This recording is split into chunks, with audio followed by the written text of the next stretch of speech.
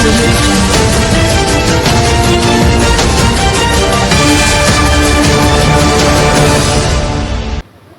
कि आप सभी अवगत हैं, आज माननीय मुख्यमंत्री जी द्वारा श्रावस्ती से स्कूल चलो अभियान का शुभारंभ किया गया है। और आप अवगत ये है कि लगभग पिछले 2 वर्षों से हम कोरोना से पीड़ित रहे हैं, तो इस दौरान जो बच्चे थे उनकी शिक्षा भी प्रभावित हुई है। हालांकि इस दौरान ऑनलाइन शिक्षा की व्यवस्था की गई थी, लेकिन जो बच्चे स्कूल में आकर के शिक्षा ग्रहण करते हैं और जो ऑनलाइन शिक्षा ग्रहण करते हैं उसमें थोड़ा तो अंतर है। और ये बड़े हर्ष की बात है कि लगभग 2 वर्ष बाद इस विद्यालय प्रांगण में इतने सारे बच्चे हमारे बीच में दिखाई दे रहे हैं।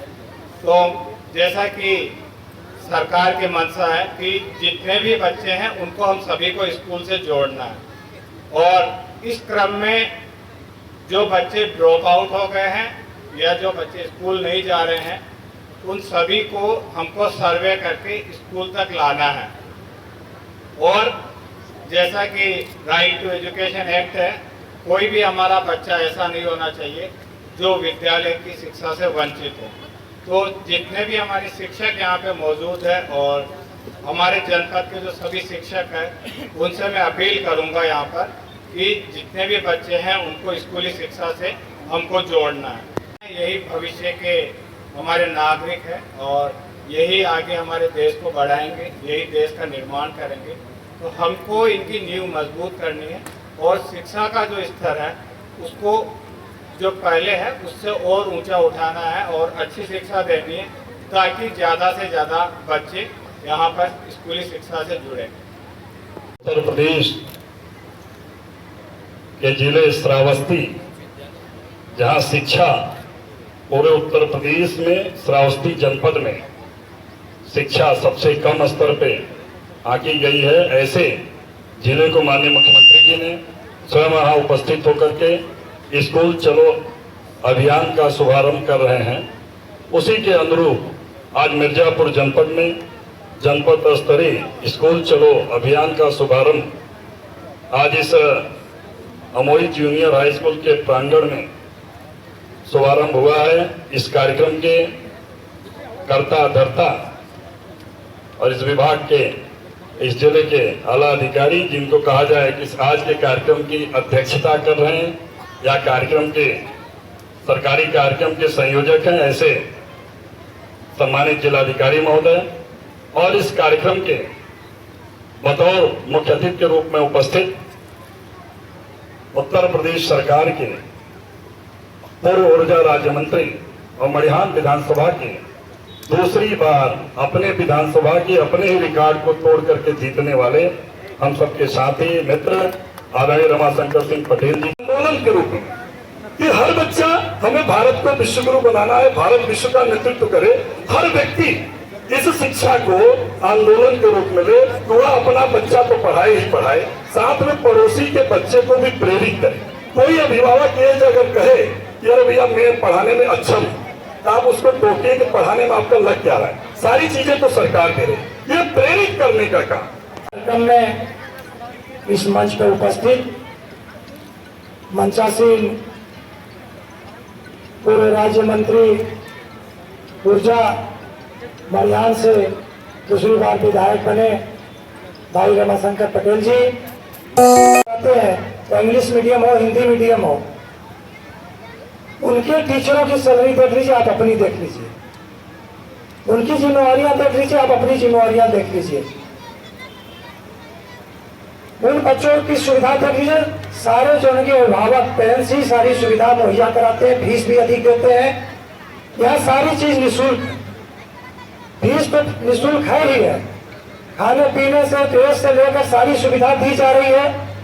टीचर भी पहले के जैसे नहीं है। आज टीचरों के किस कंपटीशन से उनको प्राइमरी स्कूल में टीचर आते हैं, जूनियर हाई स्कूल में आते हैं, आयोग के माध्यम से उनका चयन होने लगा है। हाई स्कूल हो चाहे इंटरमीडिएट के हो, महाविद्यालयों में सरकारी, तो हर तरह से ये सुविधा दिया गया है और कब किया गया है, तो टीचर भी अच्छे आने लगे हैं।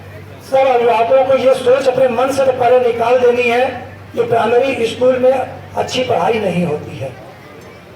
विद्यालय का रूप रंग बदल गया, टीचर का रूप रंग बदल गया, पठन पाठन का कार्य बदल गए, सारी सुविधाएं दी जा रही है। अगर तो उस सुविधा पर खरा अगर सरकार उतर रही है तो उतना ही जितना सरकार का दायित्व है उतना ही दायित्व बनता है टीचर का भी, उतना ही दायित्व बनता है अभिभावक का भी।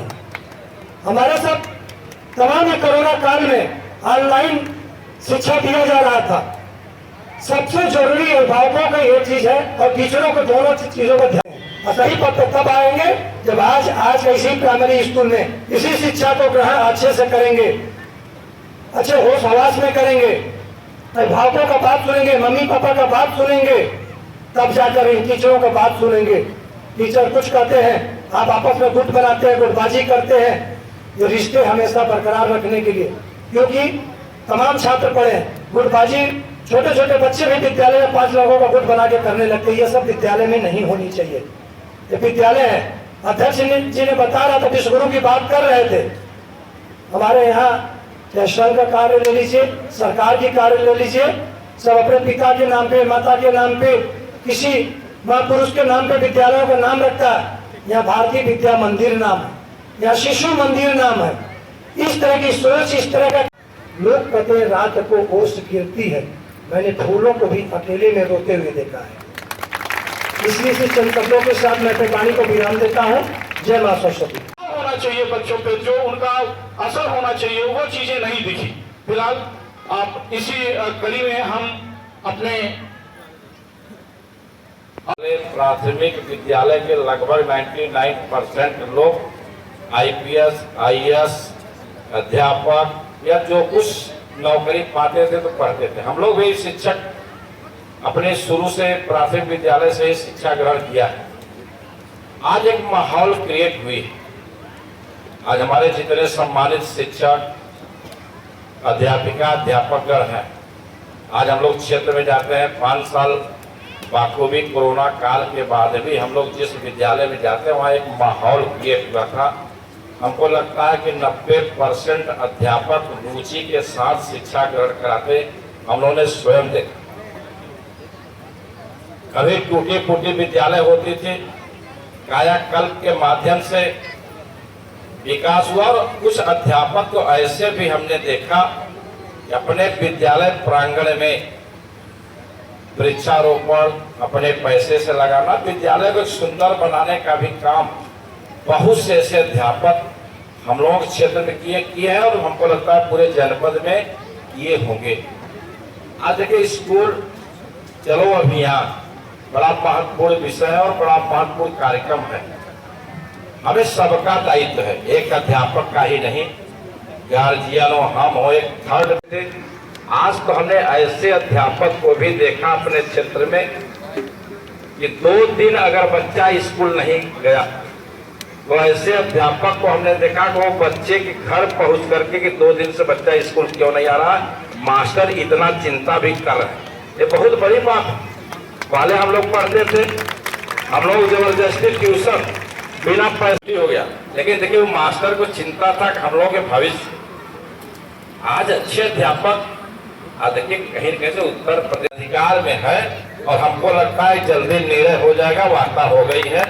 इसलिए बहुत कुछ लग कहते हुए अपने सभी सम्मानित शिक्षक से मैं अनुरोध करूंगा कि स्कूल चलो अभियान में थोड़ी सी, देखिए हम लोगों के स्तर से आप लोगों को कोई कमी नहीं होगी, शासन स्तर में कोई पहले कमी नहीं होगी, लेकिन जहां बच्चों के भविष्य की बात है, बच्चों को शिक्षा ग्रहण करने की बात है, आप 4 घंटा 5 घंटा जो समय मिलता है, आप अगर तो 2.5 घंटा 3 घंटा अगर मेहनत ईमानदारी से कर देंगे, आपके विद्यालय में जितने बच्चे पढ़ते हैं उनकी भविष्य संवर जाएगी और इस देश का विकास और इस देश का भविष्य भी शिक्षा के हाथ में है। और बड़ा परिवर्तन हुआ है 7 सालों में भारत में और विशेषकर उत्तर प्रदेश के अंदर। हम अगर इस 5 साल में देखें तो शिक्षा के क्षेत्र में बहुत बड़ा परिवर्तन हुआ है, जमीन और आसमान का अंतर हुआ। आज जो मास्टरों का उत्पीड़न होता था, जो गलत नियुक्तियां होती, आज बड़ी पारदर्शी तरीके से हम लोग अध्यापकों के साथ खड़े हैं, सरकार भी आपके साथ खड़ी। बस सरकार चाहती है कि आप बच्चों को शिक्षा सही दें, सही समय पर विद्यालय जाएं और सही हर काम सही समय पर हो। और हमको लगता है कि लगभग जो हम लोग बराबर क्षेत्र में जाते हैं, हर मास्टर हम लोग संपर्क में है।